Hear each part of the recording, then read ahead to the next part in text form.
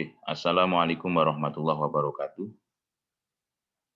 Waalaikumsalam warahmatullahi wabarakatuh. Waalaikumsalam warahmatullahi wabarakatuh.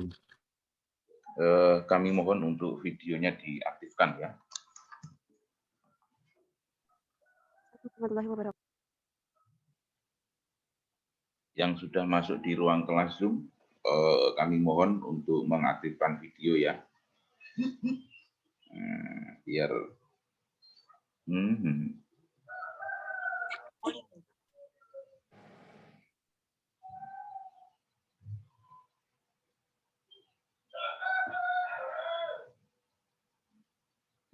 kami persilakan untuk segera mungkin absen di chat room ya, biar nanti tidak ada yang ketinggalan.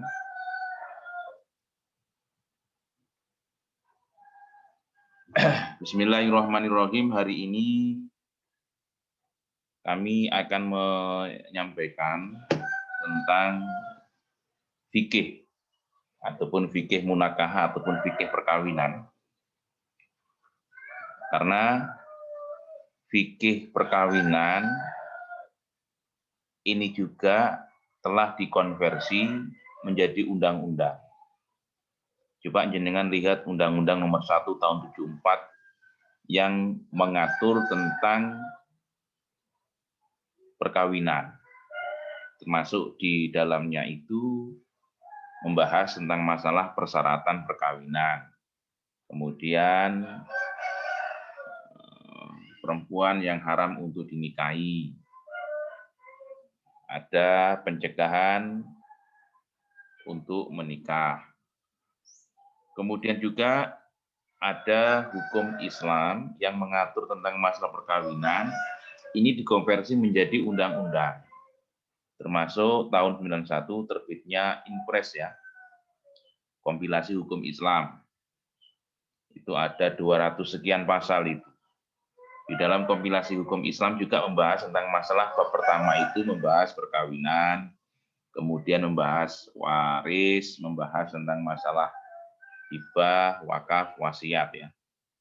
Artinya sebenarnya untuk masalah hukum perdata ini sudah dikonversi menjadi undang-undang. Termasuk tadi yang saya sampaikan Undang-Undang Nomor 1 Tahun 74 tentang perkawinan, kemudian ada perkawinan di dalam kompilasi hukum Islam juga ya, baik wakaf, hibah, waris maupun wasiat. Tapi yang saya bahas hari ini nanti silakan jenengan sinkronkan. Tadi materinya sudah kami share di WA group ya. Silakan jenengan cek.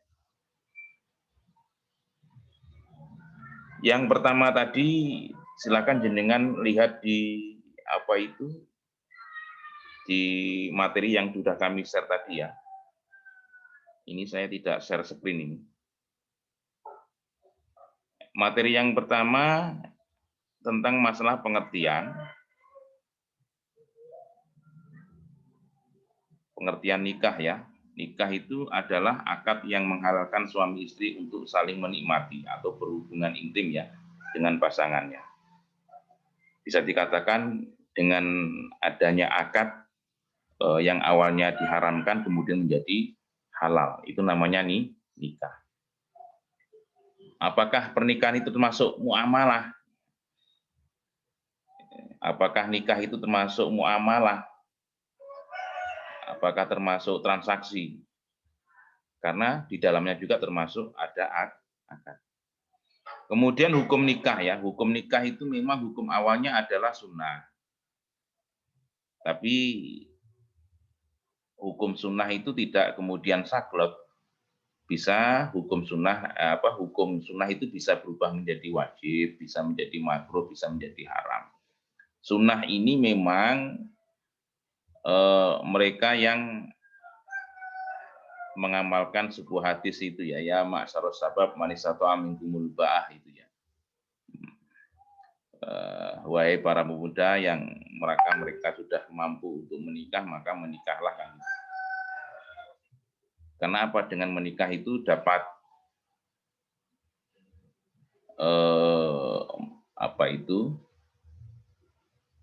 meredam hawa nafsu tentunya.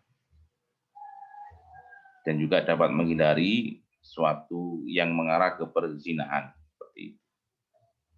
Ada yang wajib menikah, hukum wajib itu ada. Karena apa?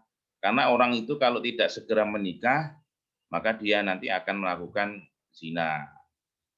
Ada yang haram menikah. Karena apa? Karena dia punya tujuan ketika nanti menikah, akan menguasai semua harta istri misalkan. Atau ada niatan untuk mendolimi atau membunuh. Itu hukumnya menjadi haram. Padahal hukum hakikat sunnah, hukum awalnya nikah itu adalah sunnah. Hukum nikah awalnya adalah sunnah. Nikah juga disyariatkan dalam Islam berdasarkan firman Allah itu ya. Maka kawinilah wanita-wanita yang kamu senangi 2 atau 3. Surat An-Nisa itu. Kemudian hikmahnya adalah hikmah nikah itu melestarikan keturunan, karena besok dari dia ake-akean umat kan gitu ya. Jadi nanti di akhir atau di hari kiamat itu para nabi itu diminta untuk memperbanyak umat, ake-akean lah. Kebutuhan suami, hikmahnya yang kedua adalah kebutuhan suami istri terhadap pasangan untuk menjaga kemaluannya, terwujudnya sikap tolong-menolong antara suami istri untuk mendidik keturunannya. Artinya apa? Jadi hukum Islam ya, hukum Islam terkait dengan perkawinan ini alhamdulillah sudah terkonvensi ya. Walaupun toh tidak seluruhnya, artinya sudah dikonversi menjadi undang-undang seperti tadi yang saya sampaikan. Tertuang di dalam Undang-Undang Nomor 1 Tahun 74 ya. Silakan jenengan buka undang-undangnya itu. Artinya untuk masalah hukum perkawinan terkait dengan syarat dan rukunnya antara hukum Islam dengan hukum negara loh ya. Ini yang bagi umat muslim itu sama. Kemudian didukung dengan kompilasi hukum Islam. Kompilasi hukum Islam itu jumlahnya sekitar ada 200 berapa itu? Ada 200 pasal. Kalau Undang-Undang Nomor 1 Tahun 74 itu ada 60 sekian pasal tentang perkawinan. Tapi kalau kompilasi hukum Islam itu yang dibahas tidak hanya perkawinan saja, yang dibahas juga tentang masalah waris, hukum wasiat, hukum wakaf, dan hukum hibah. Wakaf ada di situ. Pengertian sudah, sekarang hikmah ya seperti itu ya. Kalau hikmah itu jelas tujuannya adalah untuk memperbanyak keturunan. Kemudian rukun-rukun nikah. Rukun-rukun nikah itu ini ada di dalam kitab fikih juga, ada di dalam undang-undang. Pengantin harus ada pengantin lelaki atau calon suami, pengantin perempuan, calon istri. Wali ya, ini tentunya wali nasab ya. Wali nasab itu berarti ayah.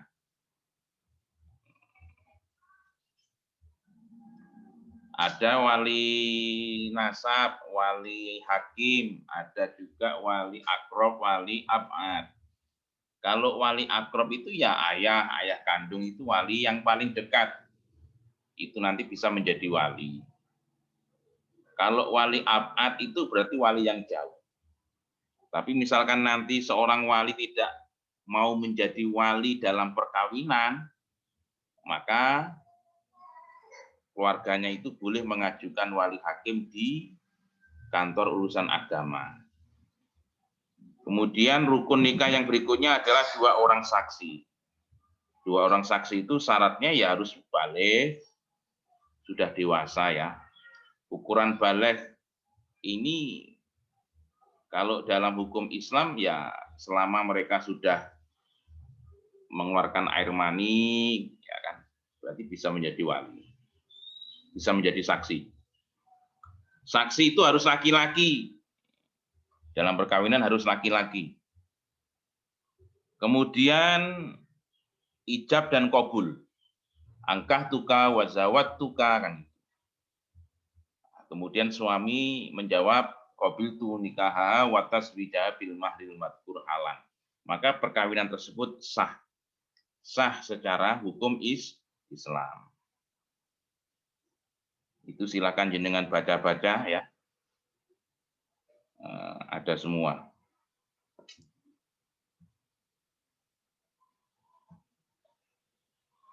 Dari sini ada yang ditanyakan terkait dengan ini.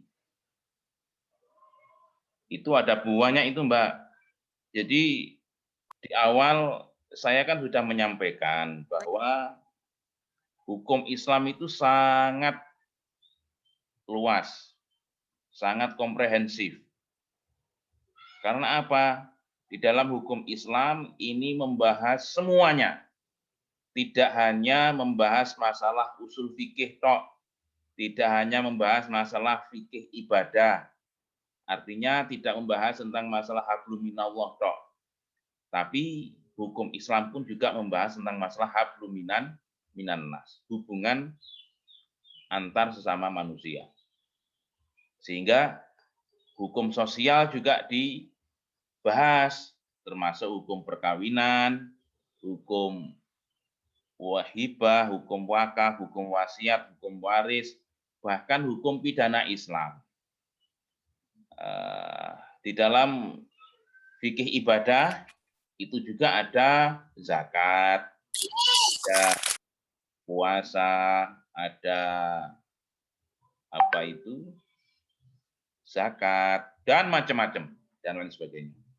Jadi saya ulangi lagi, hukum Islam ini sangat komplit, sangat komprehensif, sangat luas sekali.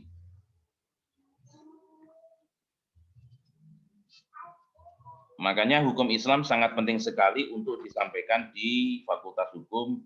Karena apa? Untuk wawasan bagi teman-teman yang nantinya akan menjadi sarjana hukum. Jadi yang diketahui tidak hanya hukum negara, tidak hanya hukum positif, tapi hukum Islam pun juga harus dikuasai. Karena apa?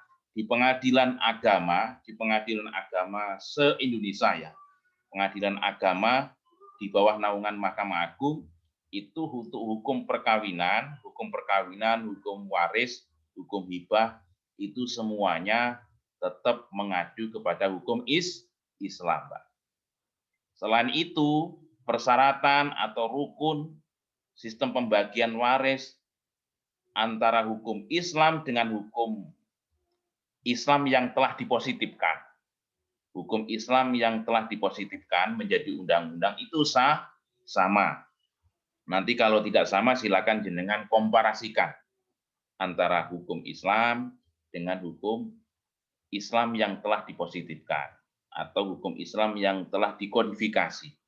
Sama, karena apa? Acuannya tetap kepada hukum Islam yang bersumberkan dari Al-Quran, hadis, ijma, dan qiyas. Dari sini ada yang ditanyakan terkait dengan itu. Untuk yang selebihnya nanti silakan jenengan baca-baca itu ya.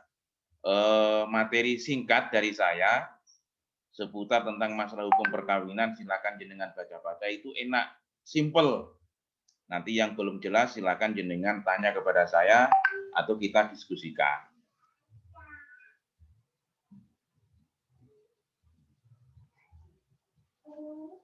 Monggo yang mau tanya kami silakan, Mbak.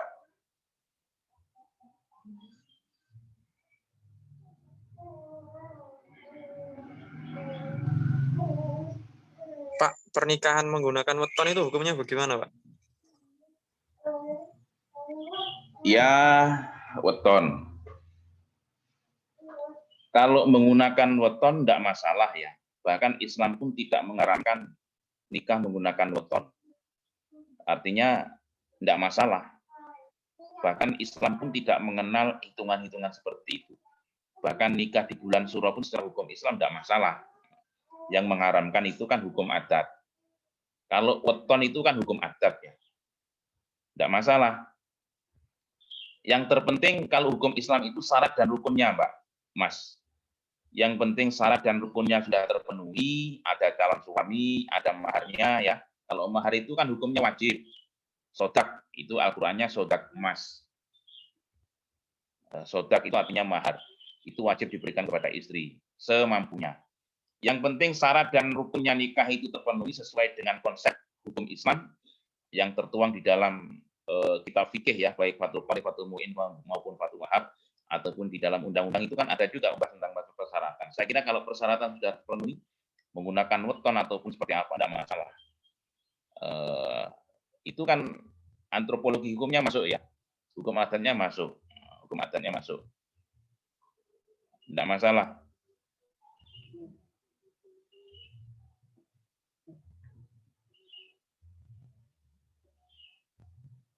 Sebenarnya kalau hukum Islam itu simpel ya.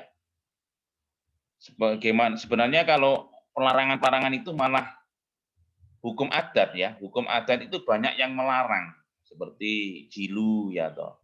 Nomor siji dapat anak nomor 3 itu tidak boleh. Nikah di bulan Suro tidak boleh. Itu kan adat Jawa. Bahkan untuk masalah adat ini masing-masing daerah kan tidak sama. Kediri dengan Tulungagung dengan Wonogiri, Jawa Tengah tidak sama.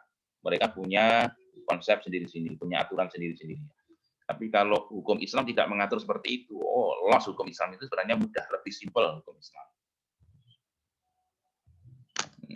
Untuk resepsi acara-acara, memang hukum Islam juga mengatur masalah resepsi ya, walimatul urus itu memang yang diundang itu wajib datang. Aduh.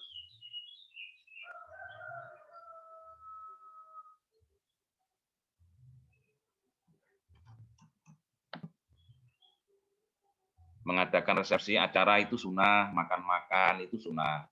Yang diundang harus datang wajib ya. Nah, kecuali ada uzur. Monggo yang lainnya, Mbak.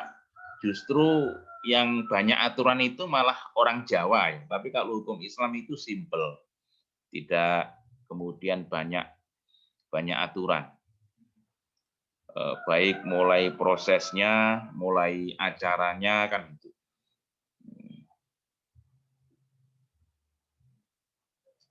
Yang lebih baik untuk masalah perkawinan itu kan ya harus diviralkan memang.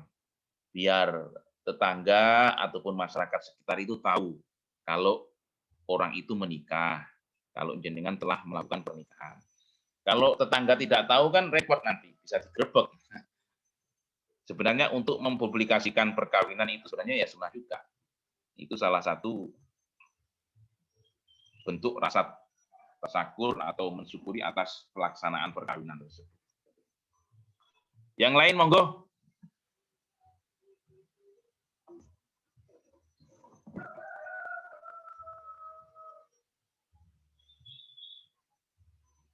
Ini yang saya sampaikan ini murni hukum Islam ya. Tapi silakan jenengan nanti padukan dengan hukum perdata Islam. Hukum perdata Islam, jenengan padukan dengan hukum Islam yang saya sampaikan ini. Silahkan jenengan buka Undang-Undang Nomor 1 Tahun 74. Silahkan jenengan buka Undang-Undang Nomor 1 Tahun 74 ini. Ini saya punya undang-undang. Atau jenengan buka kompilasi hukum Islam. Kompilasi hukum Islam itu muncul tahun 91 ya, 1991, Inpres atas instruksi Presiden.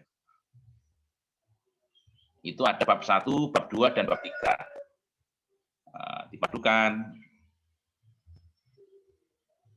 Tapi perlu saya sampaikan juga, hakim-hakim yang ada di pengadilan agama, karena apa? Syarat untuk menjadi hakim atau tes menjadi hakim, salah satu yang diujikan itu satu harus bisa membaca kitab. Kitab apa? Kitab kuning. Kitab kuning itu biasa diajarkan di pondok pesantren. Karena yang menjadi hakim di pengadilan agama itu harus ngalim fikih. Fikih itu ya hukum Islam. Mulai dari fikih munakahah, fikih zakat, fikih muamalah, fikih atau fikih jinayat, hukum pidana Islam. Itu harus dikuasai. Lebih-lebih fikih waris ya. Jadi nanti kalau menjadi hakim agama di pengadilan agama tidak paham waris. Bagaimana cara membagi waris, wah repot. Artinya menjadi hakim agama tentunya ya, itu harus pinter usul fikih yang kemarin sudah saya sampaikan, harus pinter fikih ya, baik fikih ibadah, fikih zakat, fikih muamalah, fikih munakahah ini. Karena apa? Semua hukum perdata Islam yang tertuang di dalam atau yang sudah dipositifkan itu semuanya mengacu kepada kitab fikih ataupun hukum Islam.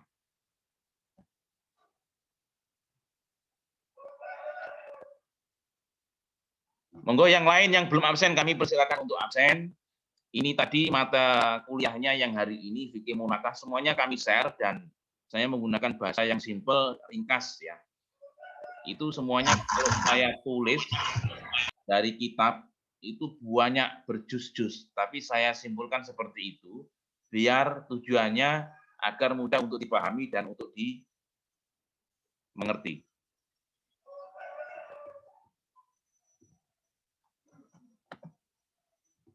Yang lain mau pertanyaan, monggo bebas pertanyaannya, Mbak. Waktunya hampir habis.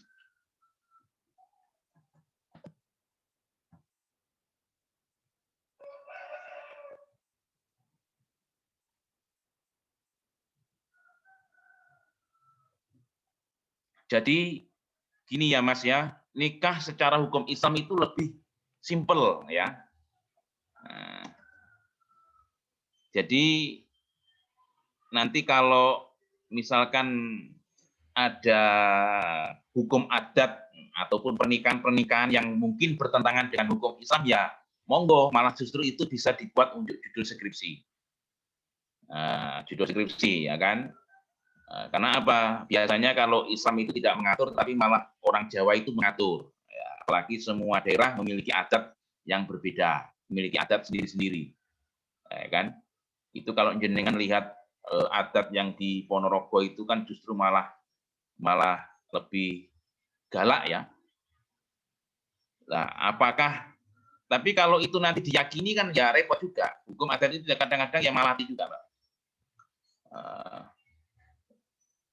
Misalkan nikah adu pojok itu kan tidak boleh juga ya secara hukum Islam. Itu kalau dilakukan ya nanti rezekinya tidak lancar, seret, akan terjadi musibah kan. Karena apa? Diyakini. Kalau diyakini kan itu suatu saat juga menjadi doa juga terkabulkan. Tapi selama kita orang Islam, kemudian orang tua kita Islam, calon besanya orang Islam, artinya mereka ketika melakukan perkawinan tidak mengacu kepada hukum adat, insya Allah ya aman-aman saja, tidak akan terjadi hal-hal yang tidak kita inginkan. Tapi selama kita berada di lingkungan orang Jawa ya, yang hukum adatnya itu kuat ya, saya kira selama di situ ada kemaslahatan, saya kira tidak masalah ketika kita mengikuti adat sekitar kita. Yang penting maslahat itu aja, Mas. Ngoten mawon nggih, Mbak. Tolong materi yang kami share itu tolong dipelajari, nanti yang nggak paham silakan jenengan tanyakan.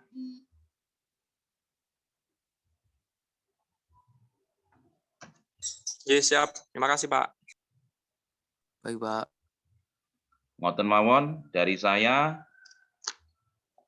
Walafu minkum, mohon maaf kalau ada kekurangan. Assalamualaikum warahmatullahi wabarakatuh. Waalaikumsalam. Waalaikumsalam warahmatullahi wabarakatuh. Waalaikumsalam warahmatullahi Terima kasih, Pak, wabarakatuh. materi.